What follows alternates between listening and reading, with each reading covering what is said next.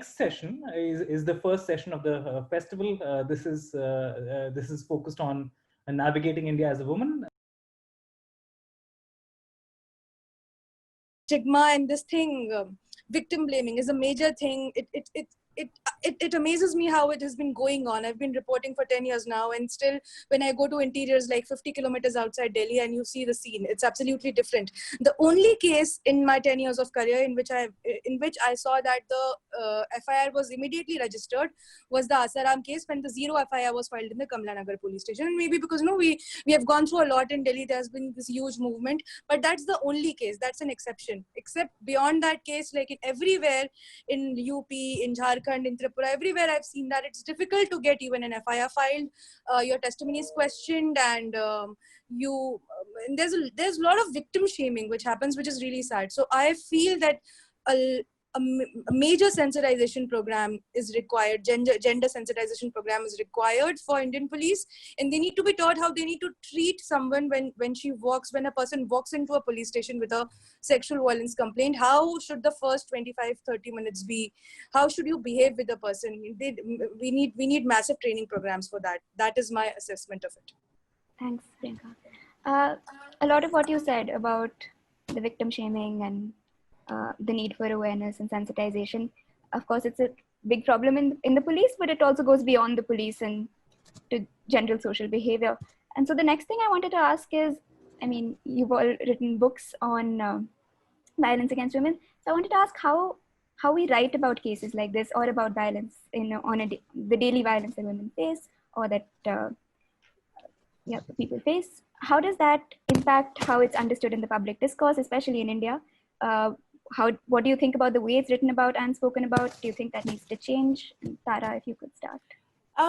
So violence curtails women's freedoms, right? Sexual terrorism is the law enforcement arm of patriarchy. So it prevents women from living full lives, having full careers, going where we want to. It keeps us within the lines that we're supposed to live in. Now, ensuring safety, or this whole safety and protectionism argument about freedom, it posits that the outside is less unsafe than the inside. Like the space outside your home is unsafe. Now, contrary to what is currently believed, we should go out and reclaim space. We should normalize it and feminism in general. We should place the blame back where it belongs, which is, on the men who perpetrate the violence, not on the women who feel like prey. Like that famous saying goes, don't tell me what to wear, tell your son not to rape, or whatever that saying is. Now, unfortunately, that still isn't true. The onus is still on women. The onus is still on what we're supposed to do to keep ourselves safe, and what our families are supposed to do to keep us safe, what we're wearing, where we're going. And the sensationalism, especially after the Delhi gang rape, has kind of increased this. I know a lot of friends whose parents were like, listen, don't go out, it's unsafe. Now, that's not the response. It's a response I understand, but that's not the response that we should have. Women start to feel unsafe. Our families start to feel unsafe. That, unfortunately, is not the response that we should seek. And that's not the response that we should have to gender violence. I think the response we should have is to make our men and our boys better. We need to pay NGOs and support NGOs that work with men and boys. We need to have comprehensive education, sexuality education in schools. But unfortunately, yes, the sensationalism, the fourfold increase in the coverage of gender violence in the media since the Delhi gang rape, which has been documented as well, the fourfold increase in this kind of reportage. Also, the fact that we don't report quotidian violence, right? Now we think that that is rape, that the Delhi gang rape, or these strangers lurking in bushes, the Shakti Kapoor idea of rapist, that is rape. And those are rapists, not what we feel. So has our palate deadened to the more mundane? Probably. So to me, yes, the way the media has been reporting gender violence has definitely impacted the way women see the impact of gender violence and the idea of gender violence.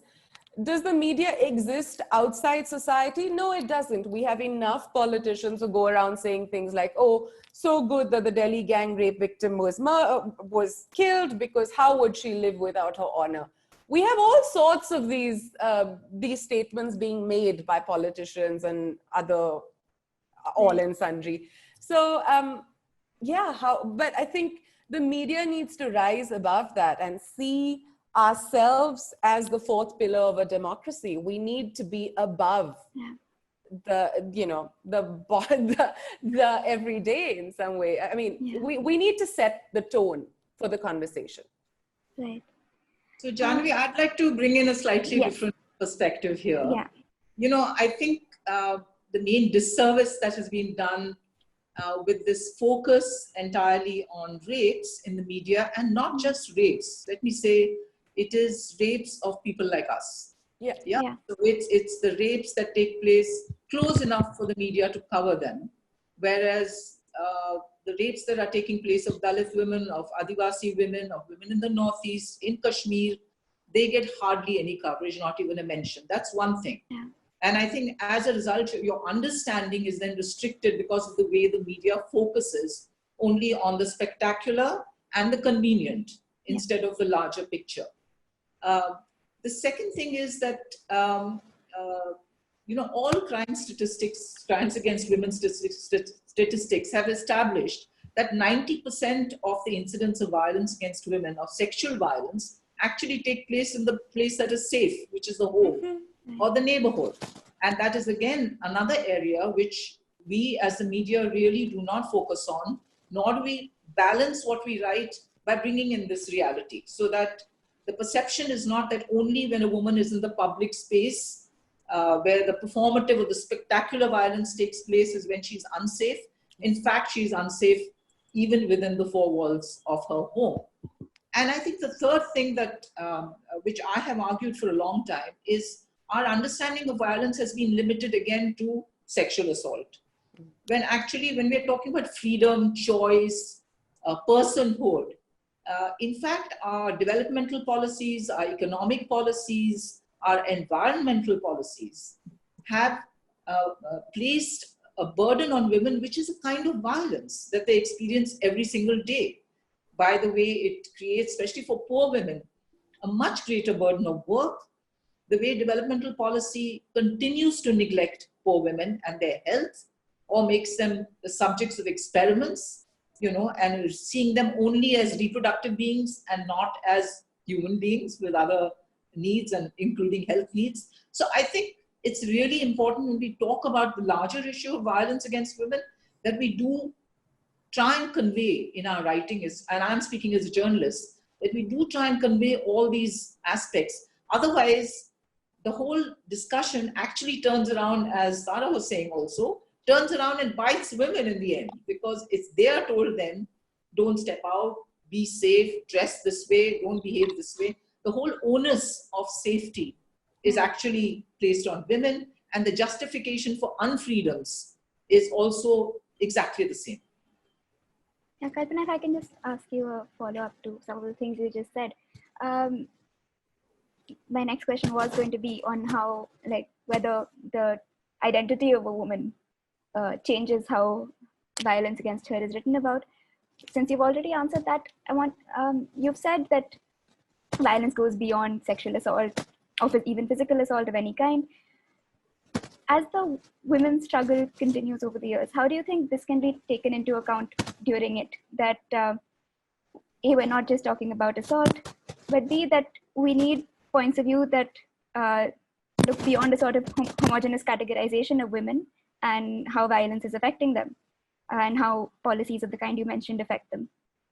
What do you think would be the right way to think about that as a women's movement?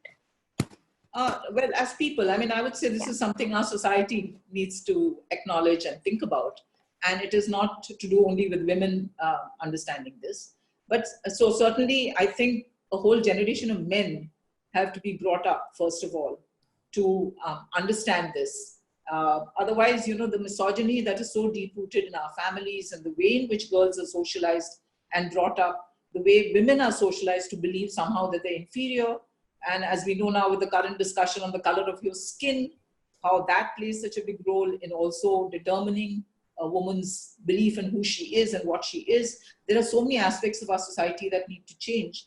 And I think writers and people in the media have a very big role to play in trying to convey this. And I would say, as far as mainstream media is concerned, certainly the obvious thing is to cover the kind of sexual assault and violence, but balance it by also bringing in other aspects of what it means to be a woman in India today, which involves all these other policies that I'm talking about.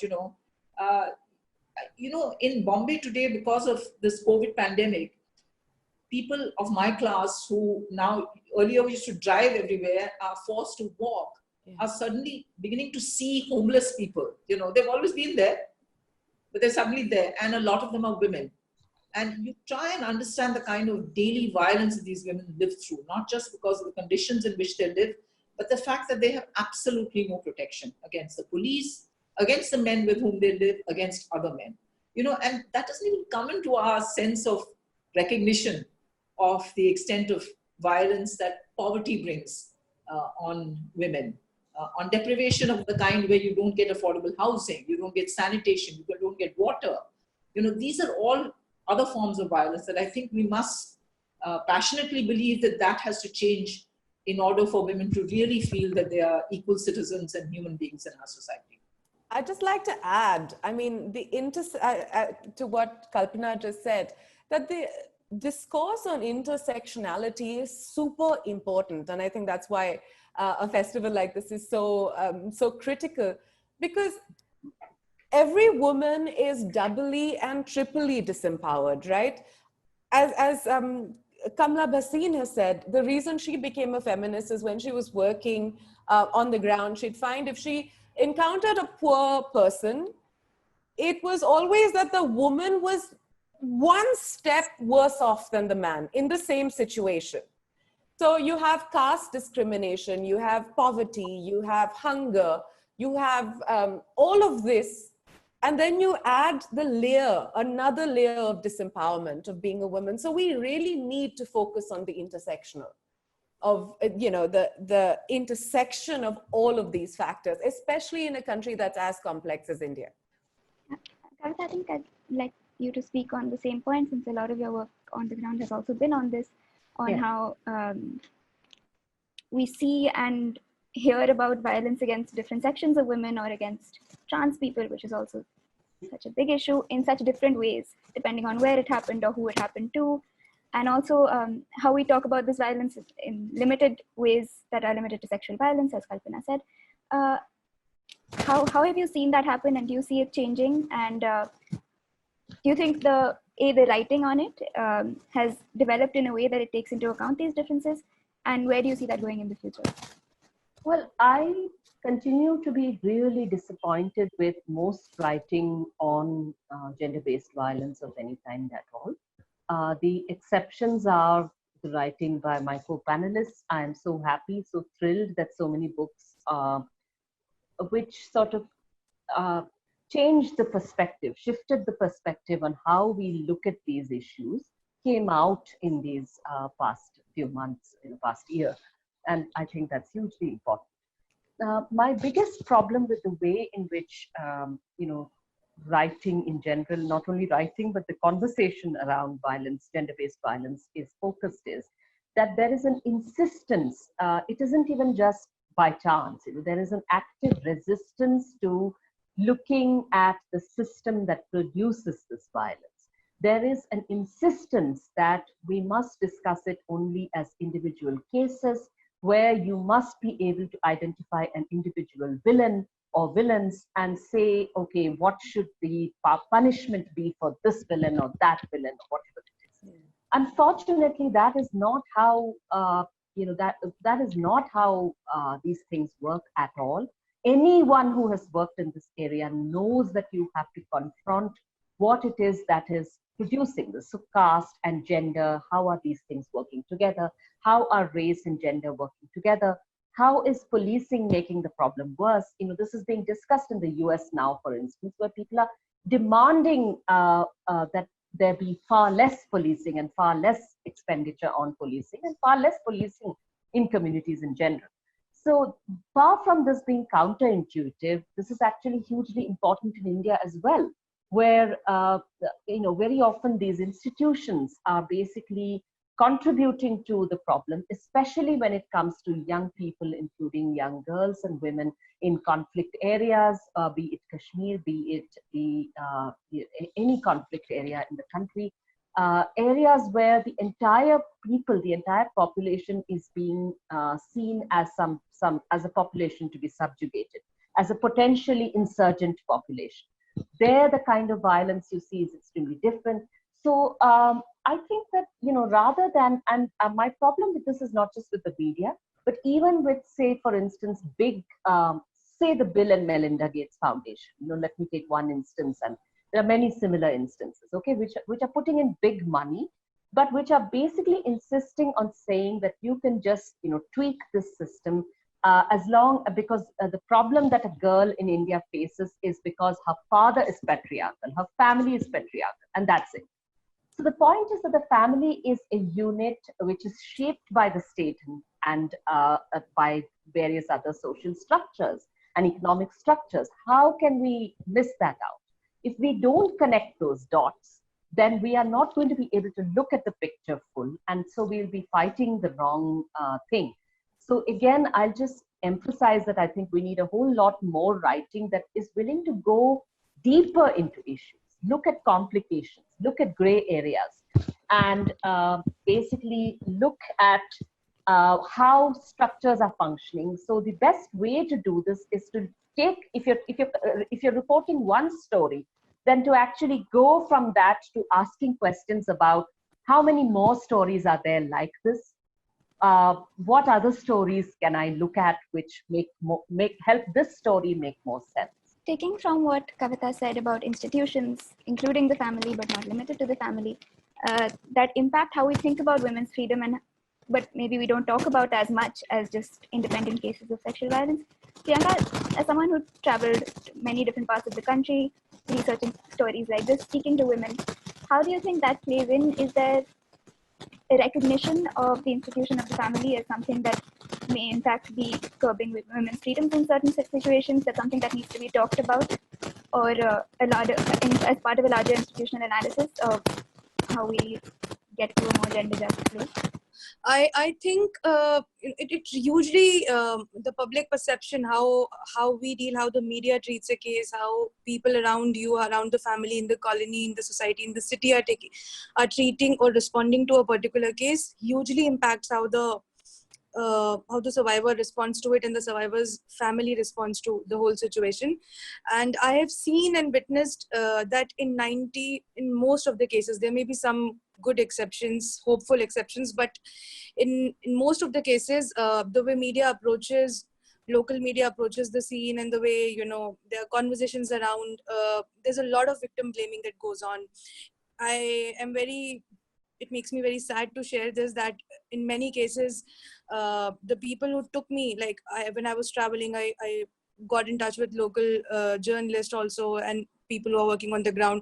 Many times the local journalist or some photographer or someone would, in the way when I would be walking or going towards the survivor's house, he would be like feeding me in the way ki uska to character kharab hai, ya usne khud hi, all that kind of bullshit. And I've been through that for a long time. And not only the media is a part of the whole setup.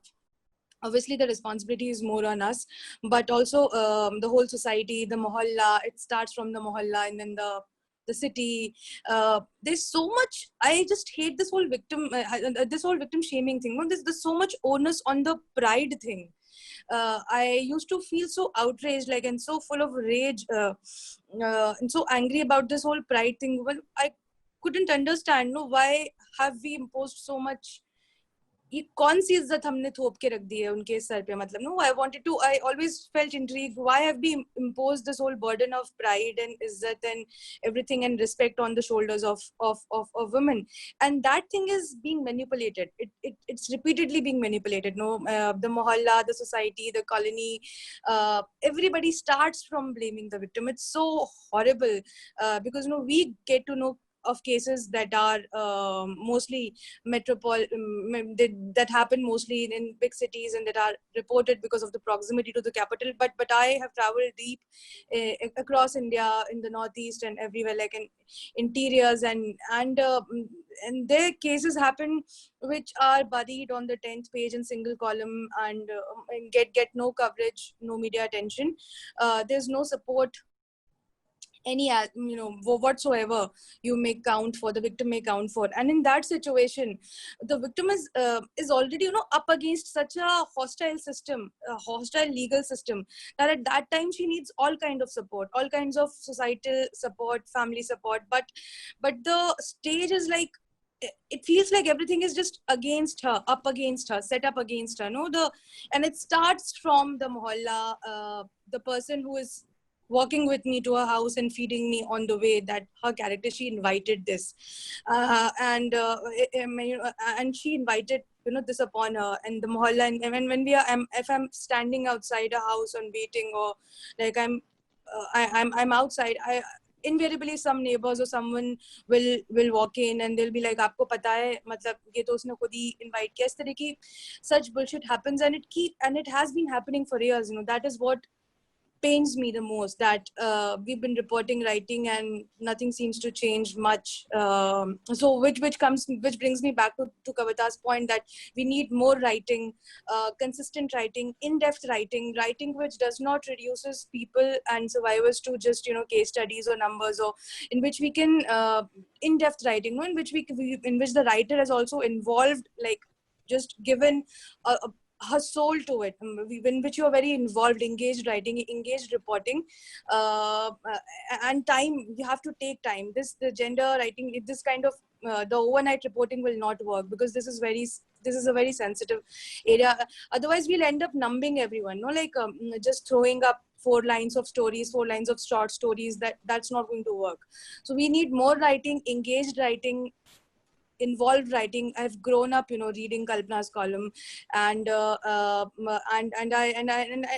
think that we need more such books. I'm so happy that most of us have books now on this subject, but I want more books to come out, more people to come and write, do in-depth writing, but still there's a streak of bleakness that just refuses to leave me. It's very, I don't know how to operate, because when I today also go on field and I see the same kind of victim shaming happening, and here you are talking about how it affects how the family's perspective affects a woman's freedom. Obviously it's going to affect, it's going to put her psychologically down, her family psychologically down. It's going to break them even before they reach the court. So why are we making their fight so difficult? They've already been through so much. Instead of supporting the person, the society and everyone around her, just they have only one thing in their head, that is to blame the victim ki isi ne kiya. And I just want that thing to change in the head of the people of this country. Only then change will happen. The victim blaming thing has to go. You have to start from trusting the victim.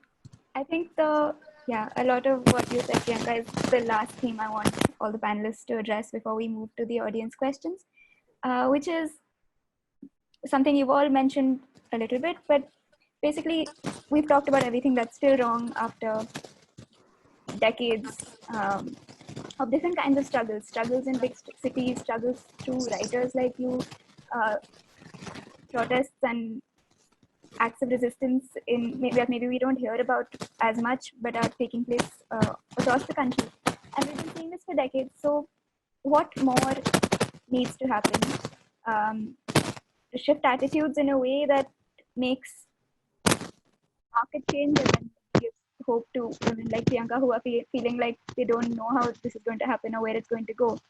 And I think, Tara, I'd like to start with you.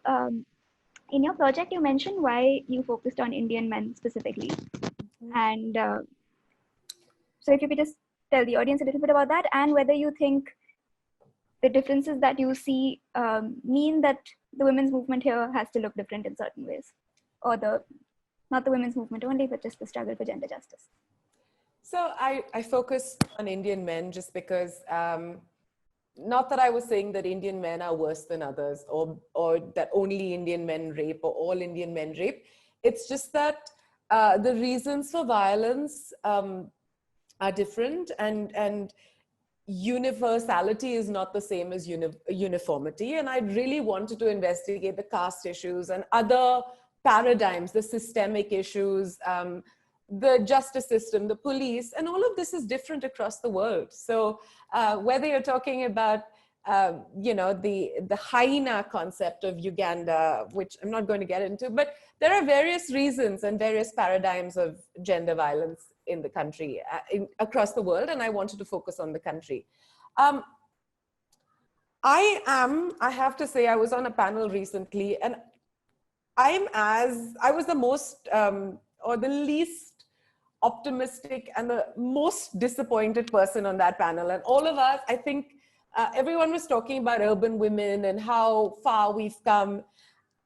And I was just the one saying, look, maybe because I've been in the villages, I've been in the interiors, I don't share this optimism, unfortunately, because, we're talking about TikTok and women reclaiming their space online. And here we're talking about women who don't even have access to a TV remote. I mean, if there is a TV in the house, if there's electricity, if there's whatever, they will never get the remote. So what cultural paradigms are we changing for these women? I really lack optimism as well, as Kavita and Priyanka have both said just before me. Having said that, the one thing that I take a lot of pleasure in some senses, is that absolute peace is the sign of a status quo. That a status quo is being maintained. No one is stepping out, overstepping their lines. Women follow in whatever way, in whatever context, but here we're talking about women. Women are in their place, they do what they're being told to do, and there is no violence or less violence. Violence, an increase in violence, is the sign that things are changing, that women are fighting back. To me, every time I get really disappointed, I think that, this is the one positive, that maybe violence will increase. If you look at it through this lens, violence will increase, but maybe there's a dawn at the end of this. There's a new dawn, a new way in which, we look at our gender paradigms in the country. If you ask me about the one change that needs to happen in India, or not one change, but one of many. But one of the things, of course, is that we need to put the onus back on the boys. We cannot be talking about hemlines and deadlines. We cannot be putting the onus on women. A family and a community's honor does not reside in her vagina and her virginity, a word that I use in quotes all the time. That's one thing. We need to get actually into the interiors of the country. We cannot only focus on urban areas, on urban women, on these privileged little bubbles that we live in. Jyoti Singh Pandey's, the incident with Jyoti Singh Pandey is the reason I started writing this book. But also she was somebody we empathized with. She was somebody that we could have been or could have known perhaps. And just because we don't know women in the villages who are doubly and triply disempowered doesn't mean that they don't deserve the media to look at them. We are the fourth pillar of the democracy, and we need to shine a light brighter where other pillars have failed these women. We also need to get to the villages for the boys. We need to focus, or we need to help NGOs that target men and boys across the country, and not only in urban areas. Anyway, this kind of stuff is done very, very small. There's a very limited set of people working with men and boys. but we need them to go to the villages. We need to support them to go into the interiors of the country. So these are the things that I see changing. Of course, we all need to work in our individual capacities to change the way we behave, to intervene, to act, to do what we can, and fight one troll at a time. And maybe there's a dawn at the end of this. Kalpana, if I can ask you the same thing, through our writing or through struggles and movements or the kind of work that so many women and men and people have been doing at the grassroots level, what more do you think needs to be done to change attitudes? Who do you think the onus is on also? Because often so much of the onus on fixing this problem is on women. And so where do we share that responsibility, and how do we go about this in the days to come? Yeah, so I also want to say that I don't think dealing with an issue like this is the responsibility of the women's movement. It's of our society. Yeah. So let's be clear about that. Many people, younger people ask me, how do you define feminism? Why are you a feminist? And I always say that I want a just society. And if you don't have justice for half your population, you cannot have a just society. It's as simple as that. And so I think the onus is on us as an Indian society. If at the end of, in 2020, we are talking in these ways. Also, let me say, I don't think it's a thing of optimism or pessimism. I really think that there are many issues in our society that are very difficult. But I think it's a good thing to be realistic about what the challenge is and not delude ourselves into believing that, either the criminal justice system improving or stronger laws or better policing, et cetera, will change it, because it's so deep-rooted. Yeah. And ultimately, I think this has come up in the conversation. One of the key things is the manner in which the Indian family works. And I think this is a very deep societal issue, that we are saying that, when a woman is raped, the family's honor is affected.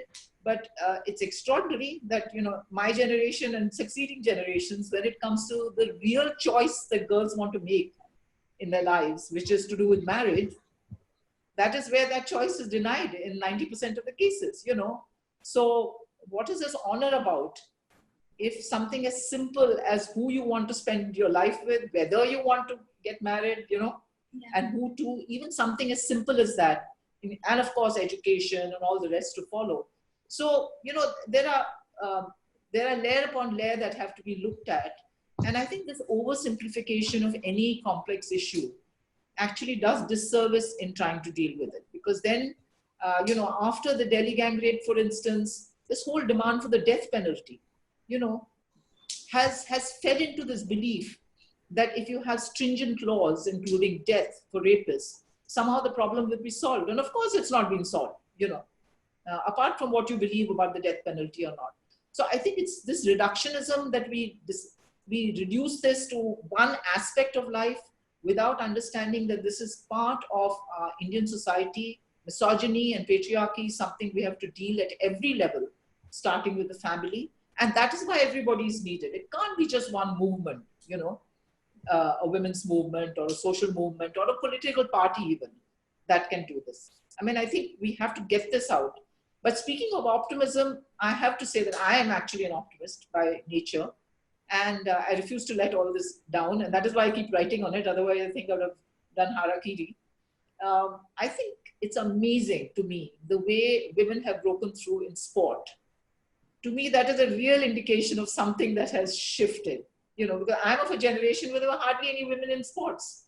And today, all the big names that we think about, forget about cricket because they're always dominating, are women. And these are women from backgrounds where they would never have had a say. So I think let's also celebrate the fact that in some cases, some shifts have taken place, and let's find ways to strengthen those also. Kavita or Priyanka, would you like to add anything to what's been said? Otherwise, we can move to the audience questions. Let's move to the audience. Yeah? Okay, so the first question, I'm going to grab 3 from Aditi, Sahithi Malay, and Meghna. And Meghna's is directed to Priyanka, so maybe you can address all of them, Priyanka, which is on the role of policing, which you already talked about a little bit.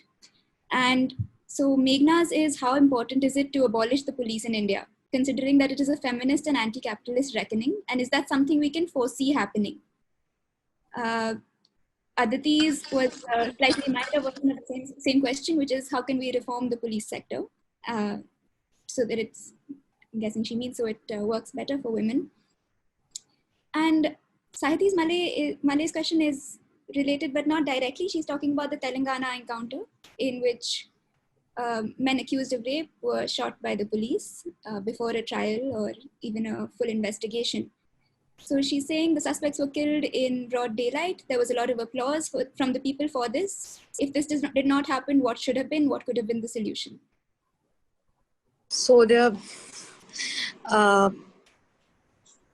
I would like to say that rejecting the police or just erasing the police system altogether is an extreme thought to have. I don't know where to place myself on that proposition, but I certainly believe that that a major sensitization, gender sensitization program for police is required, so that they know how to behave with victims of sexual violence and their families, and this should be taken very seriously and made mandatory. Policemen across the country should be, there should be training programs in batches, and there should be something, with as mandatory as physical training, or there should be a mandatory like this when you recruit people in the police. There should be a mandatory part of their training before they are appointed, and this needs to be and I actually feel shocked that no law, this should be, I think, a part of a law actually. It should be made that compulsory, and it surprises me that it is not yet compulsory. There are some sensitization programs going on in some parts, but it's like kind of voluntary. Some organizations, some cities and some states organize it and others don't, but it should be made mandatory. That's part one of it. And now the Telangana encounter, it's very controversial. I personally do not believe in any kind of vigilantism or on the spot justice. I am a constitutionalist by nature, and I think that there should have been proper inquiry, and the case should have been, there should have been a charge sheet, a FIR, people should have been arrested, and then the law and order should have taken its own course. And though it's very important, this subject is so, it kind of enrages you. It's very, also all of us, it makes us very angry. But I have never been I've never been a pro capital punishment person also. I do not believe in any kind of, I think it's controversial, and I think we need more debate on this subject, but I do not believe in sadak pe nyay kar diya kind of thing. I think law and order, we should all follow constitution. That's our only guiding book. Kavita can add to this. I have seniors here who can add to this. No, nothing but senior or anything like that at all, Priyanka. But I really appreciated that in your book, in fact, when because the picture that you painted in your book, Priyanka, is clearly problems for which there is no simple okay, let's hang so and so kind of solution, right? I will go a little beyond that. I would also argue that, in fact, the death penalty and other kinds of, these things which call themselves summary justice or street justice or whatever it is, which is basically mob violence, or custodial killings by the police. These are not just not justice; they are actively helping the patriarchy. Because what they do is that they allow a patriarchal system to pat itself on the back and to say that we are man enough to protect women, we are man enough to avenge women, and that's it. So the point is, especially political leadership relies on instances like the Telangana killing to basically serve as a stand-in for all the policy changes and the investment of our public money, which they should be doing in other places, but which they are not doing. So I think, the issue which, when I mentioned the US and their demand to defund the police and even abolish the police and so on, I don't think that it's not so much of a radical proposition of whether we need the police or not, I think the issue is, what do we need the police for exactly? And the issue here is that the kind of care that a victim of violence needs, so whether it's sexual violence or any other kind of gender-based violence, that care is something even a sensitized police is not in a position to really do, because that is not their job. That is not their job description or brief. They are not there to learn to deal with people who are suffering and in pain because of social discrimination and social violence that has social sanction. So so clearly we need other institutions. We need care. We need public investment in proper shelters that are not like the government-run shelter homes today, which are basically, prisons or torture chambers. That is not what they are meant to be. There should be public investment in shelters, in support of all kinds that a survivor of violence needs. Why is it that interfaith or intercaste couples or same-sex couples or LGBTQ persons, all the help that they are supposed to get is informal help through various organizations, which are either NGOs or organizations like ours. We are the informal helplines.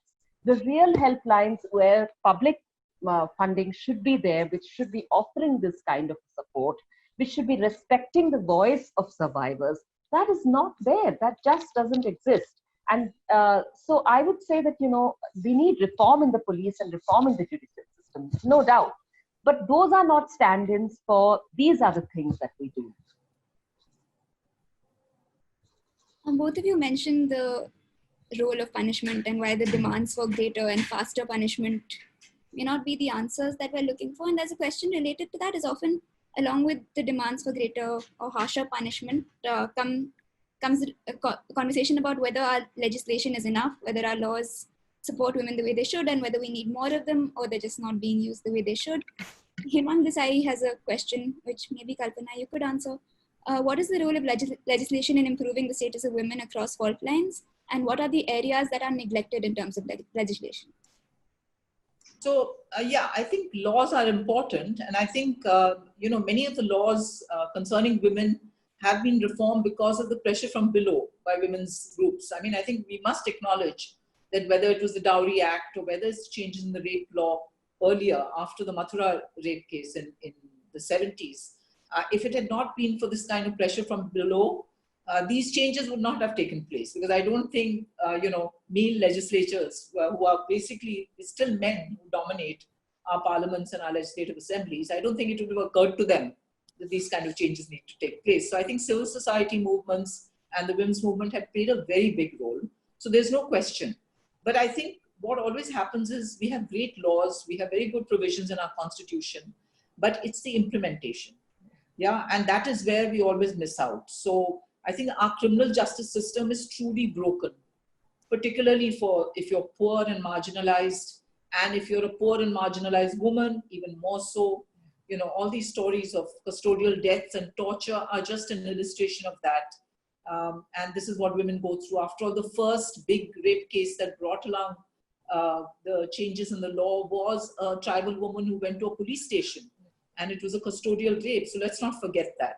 So I think it's a reminder that there has to be pressure to make sure that the criminal justice system actually works for the people who are more marginalized, most marginalized. And I think a lot of people are working on that, but it's a huge thing to deal with in a country like ours, with the various levels at which people work. So the laws are important. But I will again reiterate what I think Priyanka has also brought up, that I think when civil society and people who make the laws perpetuate this belief that a stronger law, basically the introduction of the death penalty, as in the case of rape, will solve the problem, which is what has happened, especially since 2012. I think what you let loose then is the kind of bloodlust that has led to the Telangana killings, but on other levels, the kind of public lynchings, so that all you need is a justification to attack anybody who's seen you decide that they have done the crime. And in a way, you actually undercut the whole basis of law and the whole basis on which society should run. So I think we have to be very aware of this. And I think in 2012, I think a lot of young people also got carried away, including young women who were demanding this death for rapists. And I think truly that is something that women themselves have to think through very carefully. Because today, if you're saying, asking for death for rapists, tomorrow, if you are seen as a transgressor, you are going to be the one at the receiving end of all kinds of violence. And so we are introducing and justifying violence in our society. That is not what we should be fighting for. If we really want, we're talking about freedom and safety for women. Tara, there's a question from the audience based on some of what you spoke about, which is how we shift responsibility into talking about how men and boys should be behaving rather than how women and girls should be. And Anushri Kulkarni wants to know, since we're speaking of gender sensitization in schools and educational institutions, what do you think would be the 3 major things that should be or could be covered in such a curriculum that would maybe raise that sort of awareness and move to shift that responsibility? I think, there are several ways of looking at gender violence.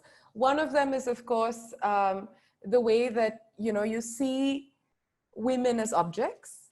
And when you see them as objects, you feel justified in choosing your desires over theirs.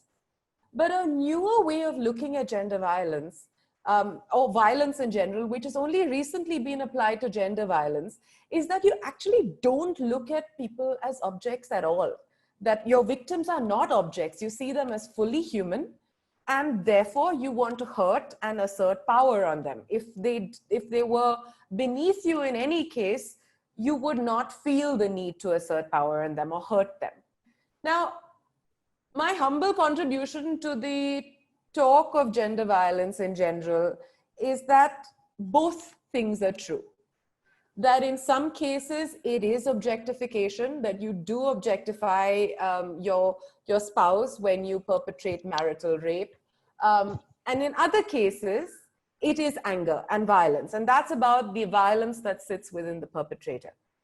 Now, how this changes when it comes to education, I think, when you talk about comprehensive sexuality education or education in schools in general, is that you need to teach men that women are not objects, okay? And that's one part of it. B, in our schools, we really need to reduce the violence that men and boys in particular are taught is the solution to everything. Now, this is a cultural issue. We have a lot of domestic violence. We love movies that endorse violence. We have a lot of that. We have corporal punishment in schools. Anger is the only thing that boys are allowed, is the only emotion that boys are allowed to have. So violence is something that we need to teach, that we need to take a step away from. We need to teach men and boys in particular that violence is not acceptable and it is not the only emotion they're allowed to have and express. So that's it. And also, so if you ask for 3 things, it's women are not objects, and there should be a reduction in violence. We need to see, we need to spread a little more love and a little more peace and take a foot off the violence. And finally, comprehensive sexuality education in terms of really how does it work, and consent. Because if there is no sexuality education, men and boys are learning about sex through porn. And as we have now known, a lot of it is rape videos. And if that is what they think sex is, in combination with the idea, which is a very prevalent idea I found on the ground, that women have an indiscriminate sexuality, that all women always actually want is sex, then the idea is, what is consent? That, this nana karte pyar tum hi se kar baithe, which is what you learn in a romantic paradigm. When a woman says no in a sexual context, pushing her, forcing her is just a sexual extension of this romantic notion. So yeah, three things. You've got the three things that I think are absolutely critical in schools for boys. Thanks. Taya, you talked about the portrayal of sexual violence in popular culture. Two of the questions we have play into that in some ways.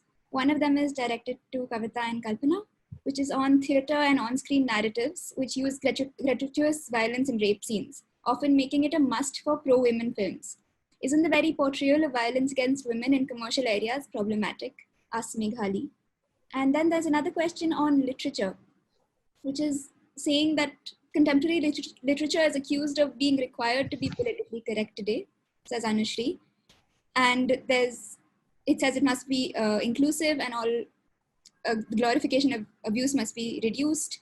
But given how normalized the violence against women is in our daily lives, what role do you think literature should really play? So if either of you would want to take that first. I'll just respond really briefly and then maybe Kalpana can come in. See, I think that I don't, there isn't one thing which is right or wrong about these things. It is not that commercial cinema should not portray sexual violence or that literature should not, portray sexual violence or whatever it is.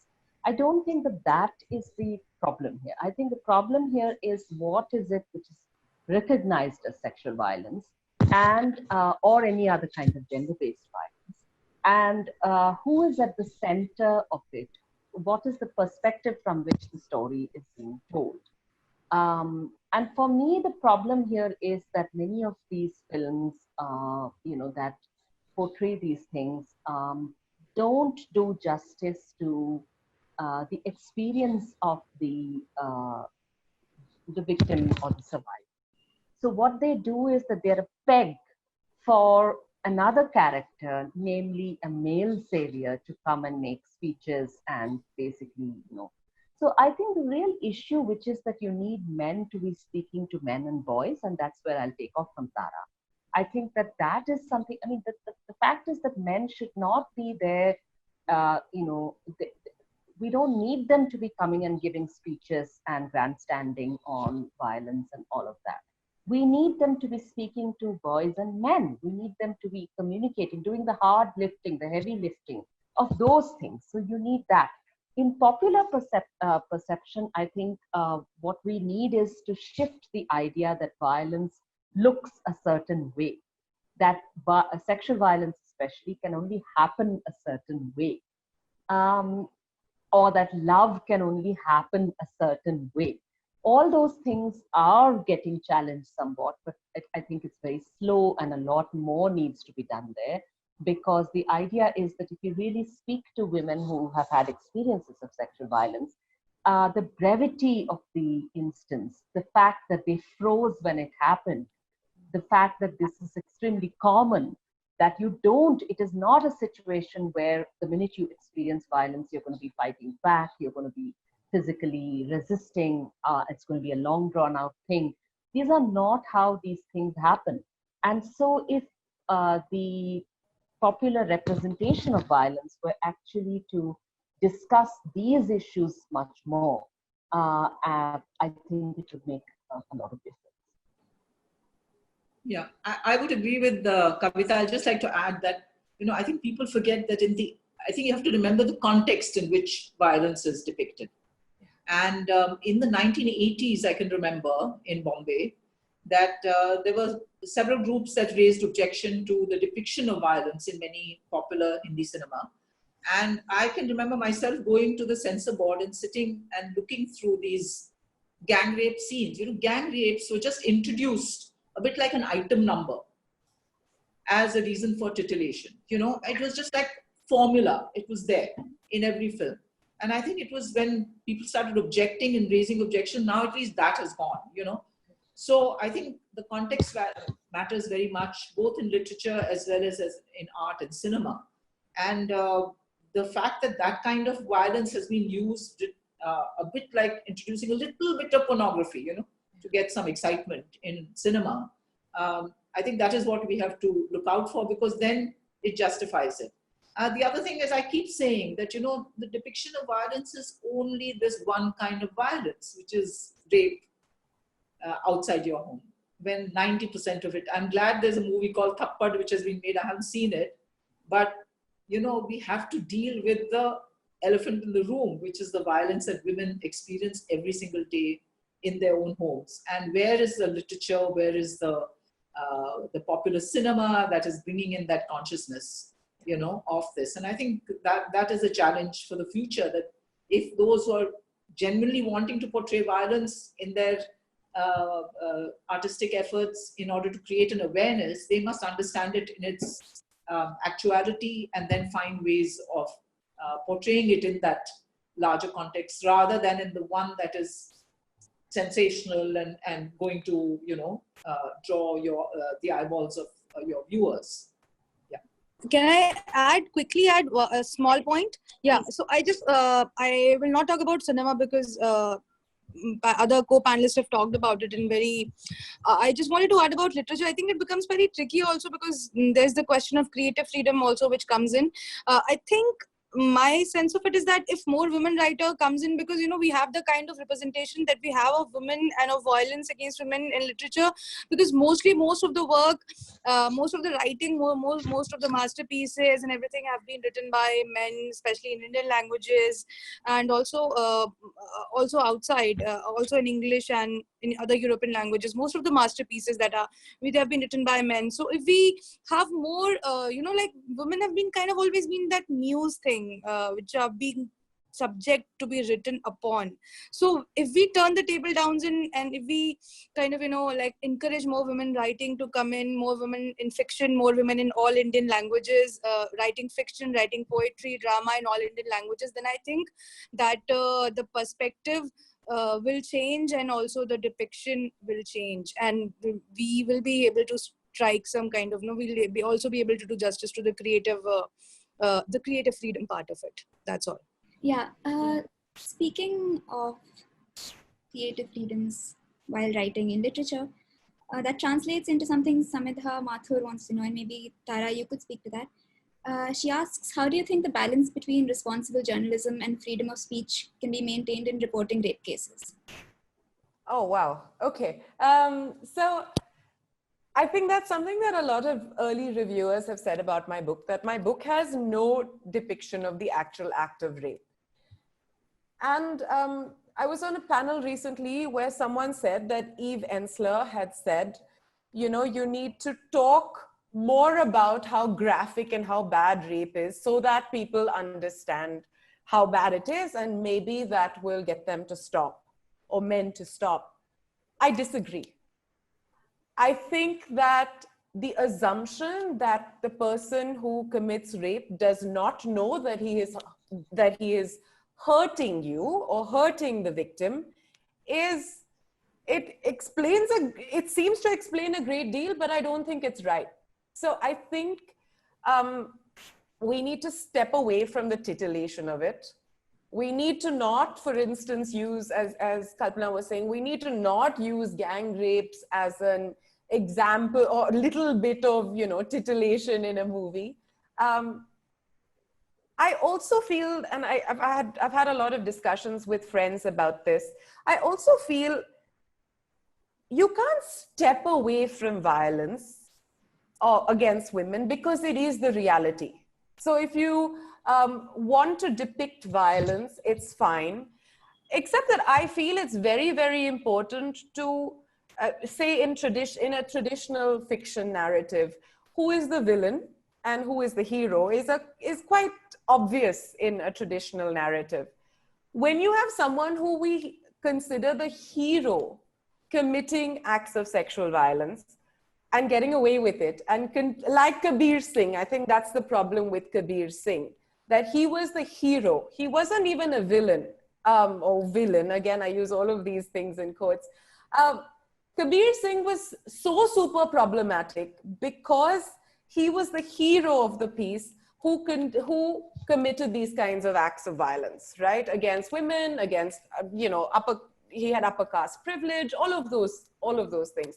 So I just stay away from it. I think that the idea of explaining the graphicness of rape just lends to titillation. We'd like to think that it would prevent people from perpetrating these acts, but then right after the Kathua rape case, the name of the 8-year-old victim was trending on some porn site.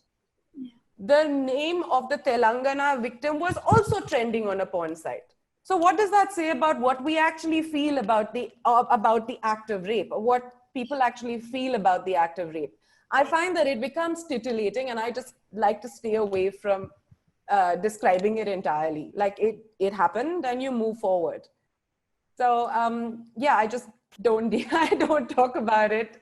It's bad. And I think if you situate rape as an idea, or any sort of violence as an idea of the violation of a woman's sexual autonomy, a woman's physical autonomy, then all violence is bad, right? It doesn't need to be rape and murder. It doesn't need to be someone's intestines being pulled out. Any violence is bad because it is a violation of the autonomy. So I just don't mention it. That's where I land, at least when it comes to nonfiction. Yeah. Okay. Two of the questions we've got relate to how women's autonomy and violence against women relate to larger structures and larger discriminatory ideas. So they're not really on the same issue, but maybe Kavita, you could speak to both of them briefly. One is from Madhuri Sapru, and she says, how do you see the future for young women in India with the greater focus on right-wing Hindu nationalism and an even further downgrade in the position of women considering the Hindutva and Manusmriti push? How do we tackle this? And the second is from a user named Pluto is a Planet. And they ask, is there a correlation between capitalism or neoliberalism and gender-based violence? I'm wondering if there's any research on gender-based violence on before and after the 1991 economic reforms.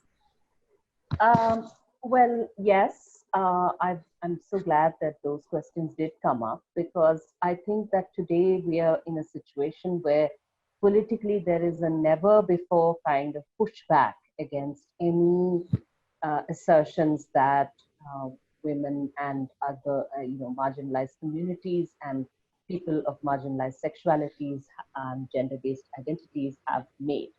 So all the movements, and there are very remarkable movements. So, it's not a question of, pessimism, optimism, all of that. I think the fact is that there are facts here. So the fact is that you have movements like never before, but on, for instance, Pinjra Tod being one of them. And the other fact is that Pinjra Tod activists and leaders are in jail today, okay, and are being portrayed as enemies of the state. You have had one of the most powerful women-led mass movements ever anywhere in the world, probably the anti-CAA protests. And so many of the activists and leaders of that movement are either being jailed or being targeted in other ways, and it's not going to stop anytime soon now. Certainly the ideology that we have in power now is especially hostile to women's autonomy, also because it is invested in the ideology of hierarchy, social hierarchy of gender and caste and class being portrayed as harmony. So they call it harmony. They are unwilling to recognize that this is an hierarchy. So their whole ideology rests on saying this is the way it should be, it's supposed to be. And anyone who challenges it is the enemy.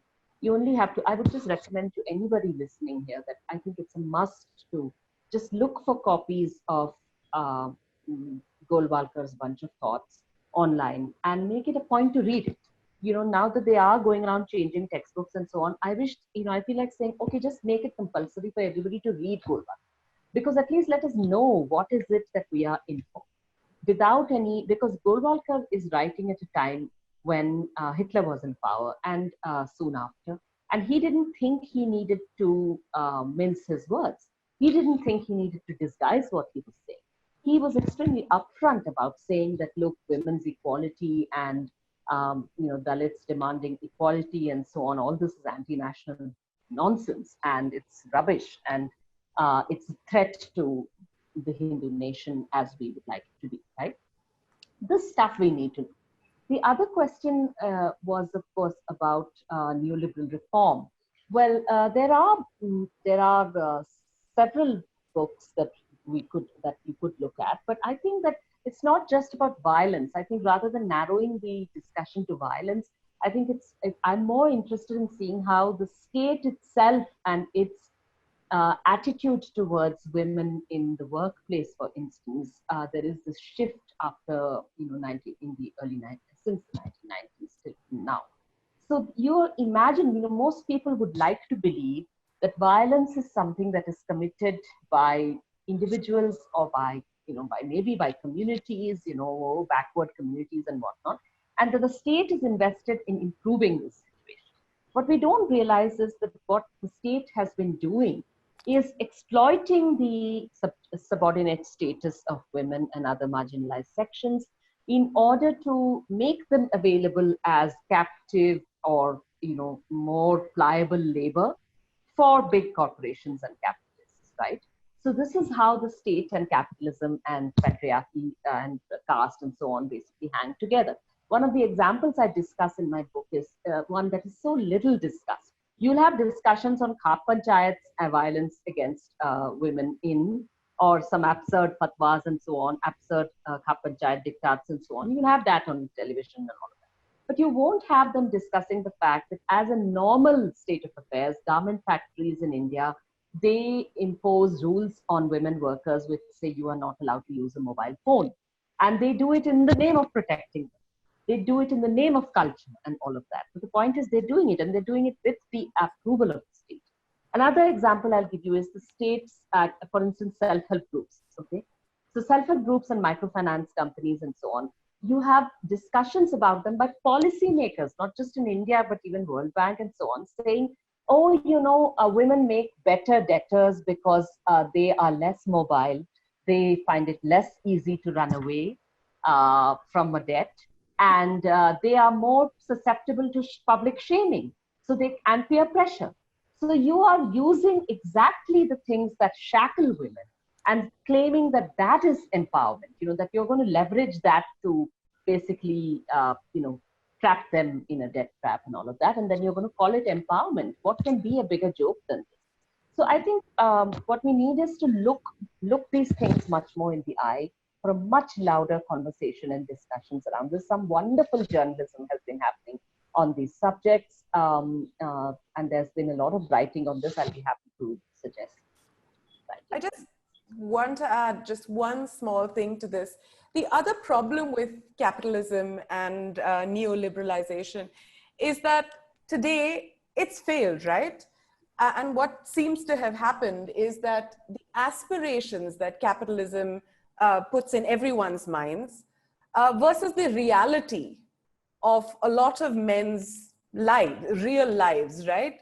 Whether it's the chaiwala to PM narrative or the rags to riches stories that we hear all the time, it's failed for a large portion of the population.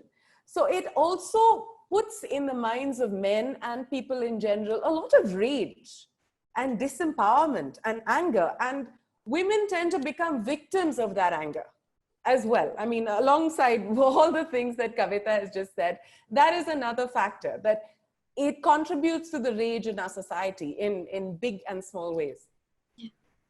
Then maybe we can move to the next one. We have two questions on intersectionality. One is from Malvika, and it's directed to Kavita and Kalpana.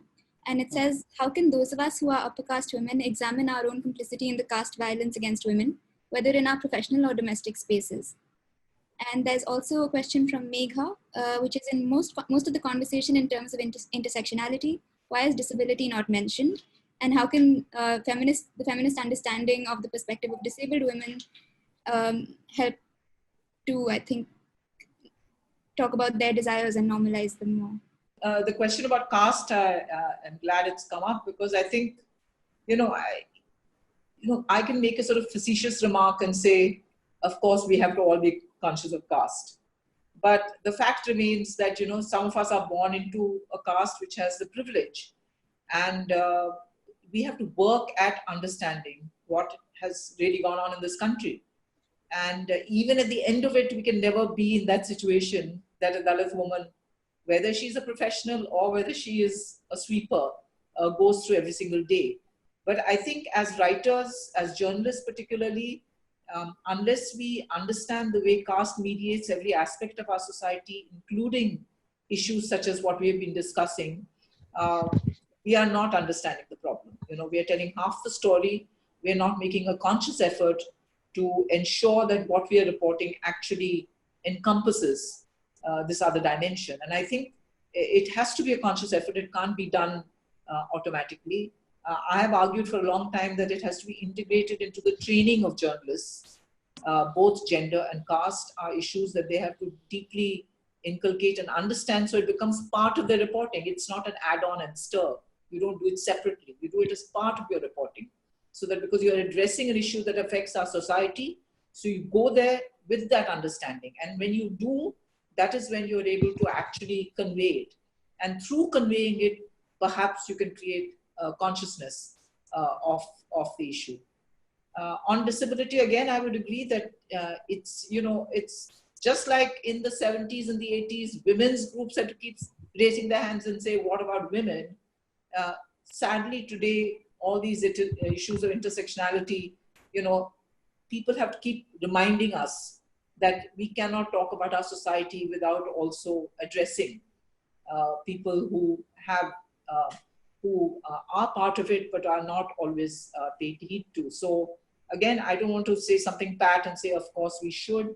I think it's a big miss, has been, and has to be addressed consciously by those of us who do care and who do want to see that there will be a difference in the manner in which these issues are reported.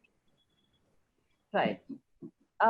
If I could just briefly add to what Kalpana said, which I totally agree with, I think that, you know, how does caste basically, caste is so central to gender-based violence and oppression in India.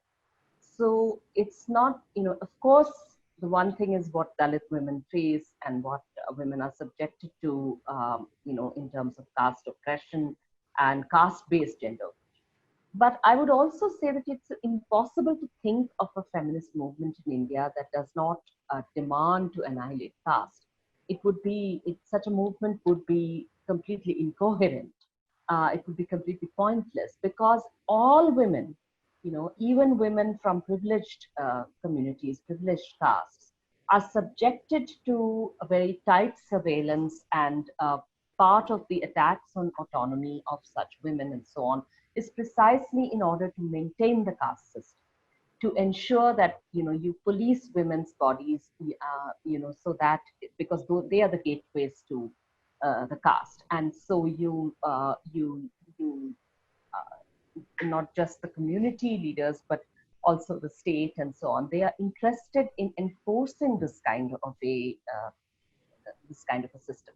Now, you asked, the person who asked the question asked a very specific question about upper caste women who are from the upper caste, but who may, you know, who may be invested in feminism or in the feminist movement, and they want to do better. What should we be doing?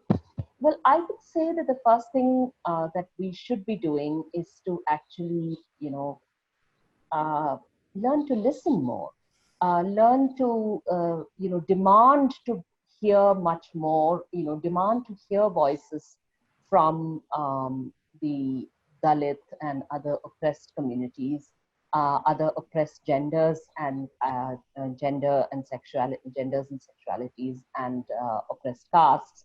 Because I think that, you know, and here I think, here again, I would say that, you know, the onus on anyone who is conducting these conversations, it's important that, you know, we actually listen to more than those who are writing books or having bylines or whatever it is, you know? Because that means that essentially what you do is that you're learning from women who are, you're not looking at entire communities of women as needing help and needing uplift. So the idea of a benevolence, that in your own life, you know, you'll say, okay, I'm better because I treat the maid well or whatever it is. So that is really not something that you need to be even talking about. Okay? That's exactly like a man saying, oh, I treat my wife well, you know, so what, you know? That is not what you're supposed to be talking about. what you're supposed to acknowledge is that there is a privilege here. So what I think that what we should be doing is telling ourselves that there is no pat or easy answer here. There is privilege here. Privilege is a very real thing. But if we are to fight the system together, then we need to find more productive ways of having a conversation and having even heated arguments about how we're going to go about it. Thanks. Okay, so now, even with the extended time, I think we've reached about the end. So maybe we can just do one last question. And Priyanka, this is something you've already talked about, so maybe you could take it. There's two questions that go back to situating violence, but also other subtle forms of discrimination within the household. Namita says, can we also discuss violence and abuse in direct relationships in marriage, family, and work? Most of the times people don't even know how to understand it. There is no language to discuss it. And Shweta has a related question, which is, how should a woman navigate in a patriarchal household? Raising concerns and objections only leads to disharmony and a negative atmosphere for the woman. That's a very difficult question because it's very, because there are no easy answers to it. Personal, because everyone has a personal environment in which they are born. But I was born in a very difficult environment, in a very patriarchal household. But I don't know if my experience applies to everyone. But what I can say from my report, from my gathered intelligence, my reporting experiences and my own lived life, which is very limited and might be wrong. My own understanding might be, there's possibility that I'm wrong, but I just want to share my own understanding, which I feel that there's no other way. It takes a lot of courage, but one has to stand up and try to speak up and try to resist. And that is where I think the solidarity thing comes in. That is where I think where Women Network comes in. We need more of women networks. We need to just shun that argument, that whole Hindi saying ki aurat aurat ki dushman hai, which has been which is a very cinematic filmy thing and goes around like a folklore.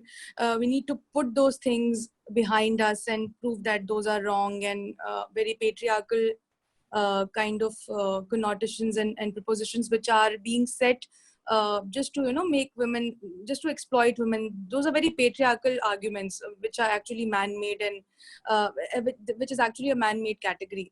So it's important that we do not fall into that kind of trap, and solidarity should be a thing among women.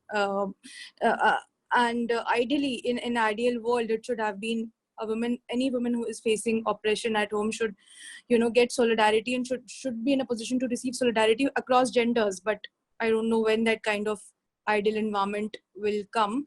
But I do feel that we need to support women who are in distress. Like the solidarity is the most apt word for it. But obviously people have to, you have to stand up and try to slowly navigate, slowly take one step at a time. And it can be difficult. It's not easy.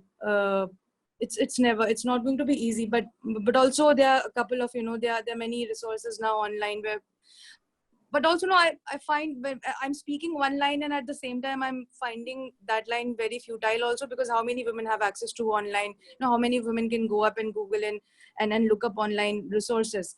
But there are no easy answers to this question. We have to keep fighting. Like what I did the same thing.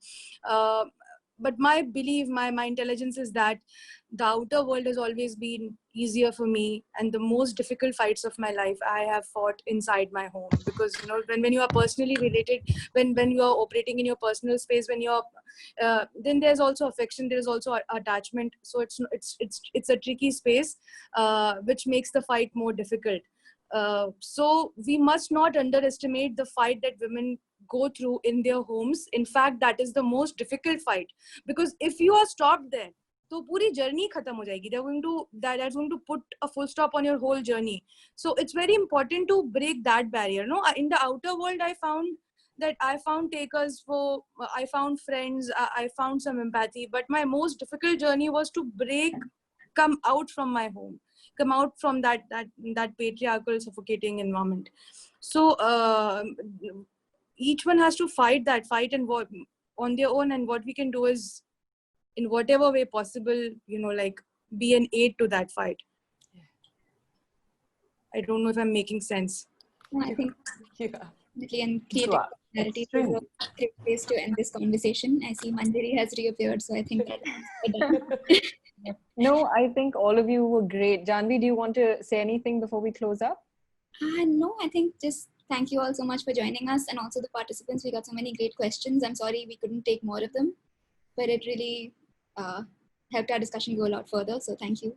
Yeah, thank you to all of you, and thank you to Jahnavi for your skilled moderation. Big thank you to Preeti and Shivoy for interpreting this conversation. We're super grateful.